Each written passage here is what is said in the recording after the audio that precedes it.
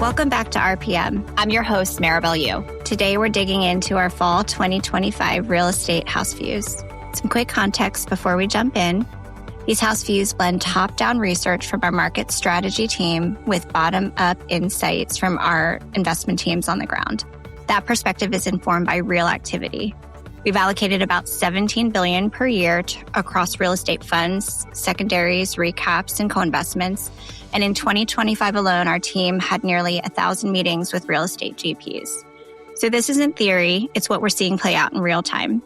I'm joined today by Jeff Giller, partner and head of StepStone Real Estate, and Margaret McKnight, partner and head of portfolio solutions for SRE. Jeff, Margaret, great to have you both back. Now, Jeff, I'm going to start with you. As we head into 2026, what's the big picture backdrop for real estate right now? As we look ahead to 2026, there's a tremendous change in our world and in our economy.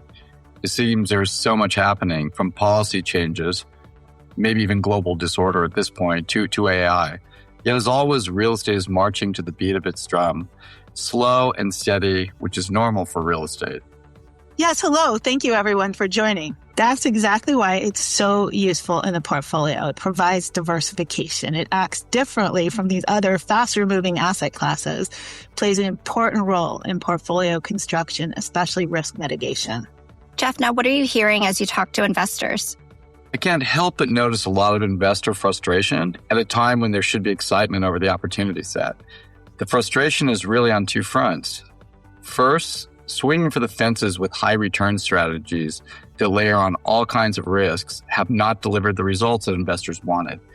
So a surprising number are telling us they want to shift down the risk spectrum back to hitting consistent singles and doubles, buy good, well-leased buildings, and enjoy gradual income growth with modest leverage and more reliable returns in the core plus space.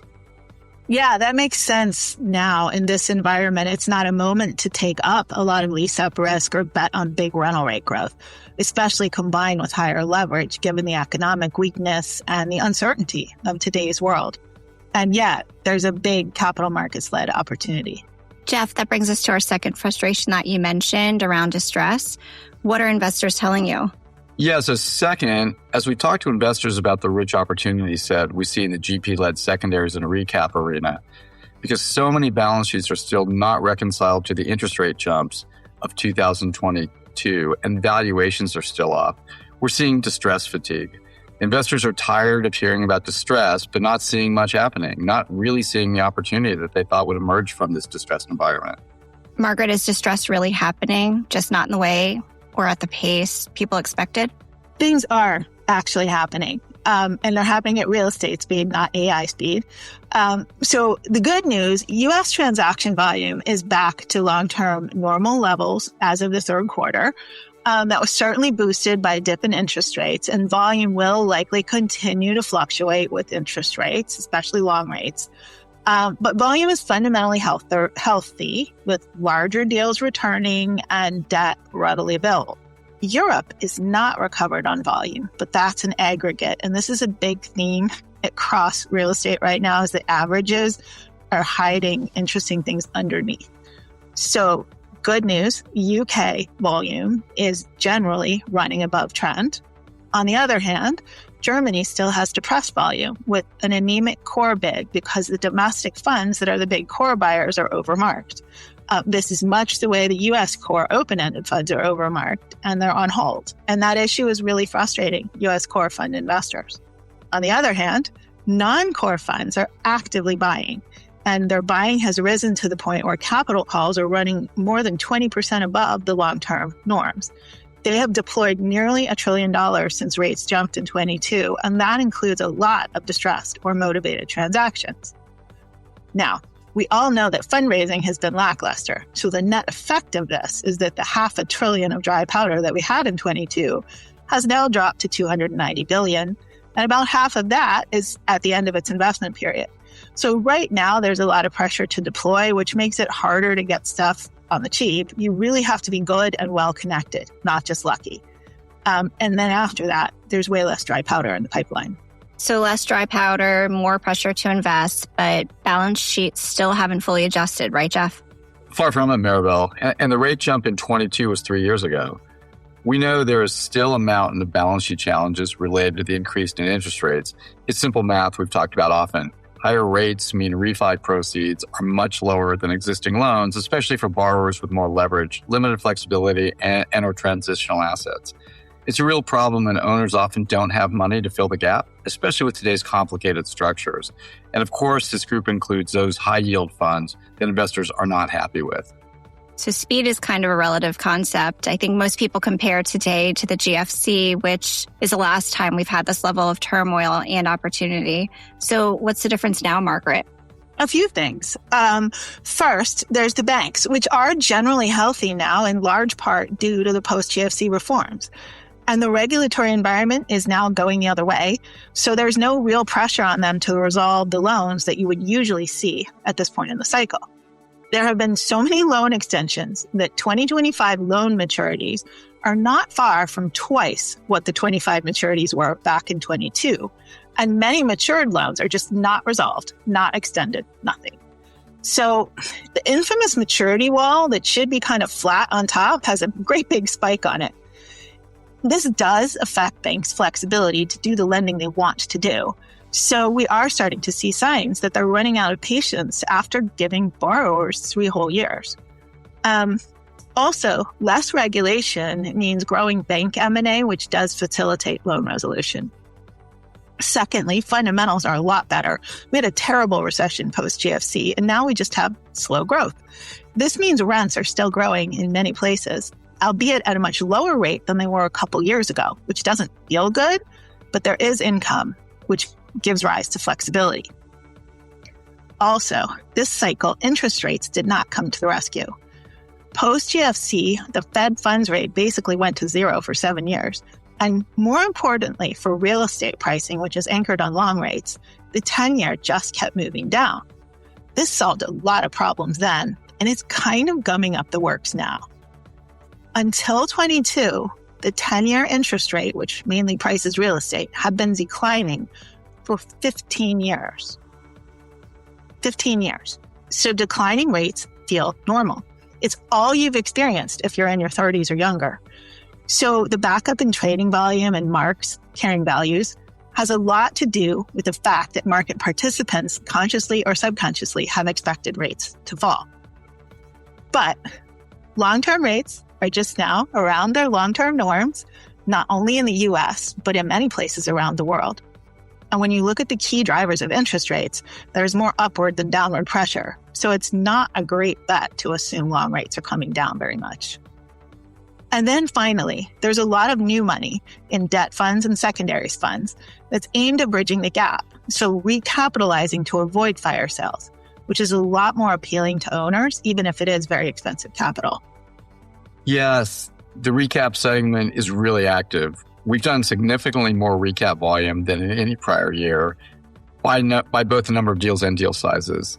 So let's switch gears and talk about fundamentals. What is attractive? What should we avoid, Margaret? Well, today's market is that cliche, the stock picker's market, which sounds like I'm dodging the questions. That means, though, that the averages that are not as interesting are misleading, and getting the right asset type, subtype, market, submarket asset. So you can really have income growth potential, and you get it at the right price and the right structure. That matters now way more than just filling the buckets. So it's no longer just back up the truck to the hot property type and you'll be good. It's getting granular. Also, big picture, real estate houses the economy, and the economy is slowing globally. It looks like the US is now still expected to have a slight growth advantage over Europe, but Europe has lower interest rates and better positive spread investing, so both are appealing. While the growth cities in both regions merit focus, you really have to pick your spots due to supply issues and the changing trade patterns. Many major metros end up leading the growth cities on investment appeal, in large part due to supply constraints. The tortoise is ahead of the hare in places like London and New York. But also there's things like AI driving recovery in San Francisco. So as we look across the stoplight page on our house views, which is the chart of property type by region's appeal, the slower economies do mean that there is more yellow than green, but it hasn't changed very much since the last edition because this is not a surprise. In more detail, life science and office are the only red lights, except in Japan, where office is healthier. We're now bifurcating the new version of trophy office from anything commodity-like. And one reason is US has stalled at about 55% office utilization. Investor sentiment is shifting positive with signs of recovery and improved liquidity. And still, only the best of the best office is doing well. And there are real questions on how that expands out and whether you can make money given very onerous capital expenditures. Residential continues to have global appeal amid a widespread housing shortage, and higher rates also are curtailing home buying. Workforce housing is typically more stable and economically resilient. To my earlier point about picking your markets, oversupply is working its way through the system in some places, and it's dropping rents in places like Austin, Denver, Phoenix, and parts of Florida. Albeit these are places where there really is more growth, so it takes careful underwriting. Industrial is normalizing from the onset of e-commerce, from COVID, and now impacted by changing trade policy. It won't be the powerhouse it was as e-commerce came on the scene, but it still has appeal, although many investors are overallocated. Higher quality assets are likely to outperform, and also smaller or mid-bay that supports local populations and domestic local consumption. So in the US, onshoring should eventually benefit markets with high-value advanced manufacturing sectors like pharmaceuticals, aerospace, high-tech. Economic research indicates that trade policy is generally going to benefit the sectors that are already winning, and vice versa. In the other category, senior housing is notable. We've been fans for some time in Europe, and now the US is interesting, with a dearth of supply due to all the COVID issues, and the leading edge of the baby boomers now turning 80. And there's a lot more detail behind those views in the house views themselves. Now, before we wrap up, let's come back to the disappointment that Jeff noted around high return funds. Yeah, this is where it's important. This is where rearview mirror investing can get you in trouble. So the frustration is real and people feel stuck. Non-core fund distributions have been around 60% below normal for a couple of years. Also, the most challenged vintages, roughly 19 to 21, are likely to see returns declining, which would be likely to take your somewhat not exciting legacy core portfolios more in the wrong direction. However, that has nothing to do with today's buying opportunity in new funds. Real estate, especially non-core, is highly cyclic.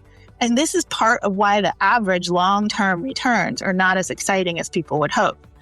You have to lean in the good years, and this is hard to do. It's a little counterintuitive. When you see a lot of problems in your rearview mirror, especially balance sheet problems, plus lousy returns because prices fell, so hint, now they're low, you're more likely to be sitting in strong vintages like 2010 to 2012.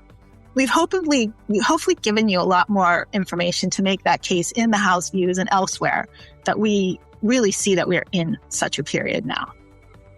Also, there's incredible performance dispersion across non-core funds, so fund selection is critical at any point in the cycle. So for non-core, there's a lot you need to get right. And if you don't outperform the average, you don't get paid enough to take on the extra risk. So you'd be better off in Core Plus. So further reinforcing that, Core Plus benefits from the stable in-place income in a slowing and very uncertain economy. Then too, if you're making new investments and not buying into expensive existing open-ended funds, you can also capitalize on market dislocation and motivated sellers, even in this arena, when you buy assets. So you can kind of have your cake and eat it too. Absolutely. We're seeing positive attributes in the core sector, which is also aligning with what our clients and investors want to do. So as such, we're expanding our coverage in the core plus sector. And of course, we'd be happy to speak further with any of the listeners about how we're attacking the core plus market going forward. And that's the perfect place to leave it. Jeff, Margaret, thank you both for the conversation today. And thanks to everyone for listening. We'll see you next time on RPM. Thanks, Maribel. Thanks, Margaret. Enjoyed the discussion as always. Yes, thank you, everybody.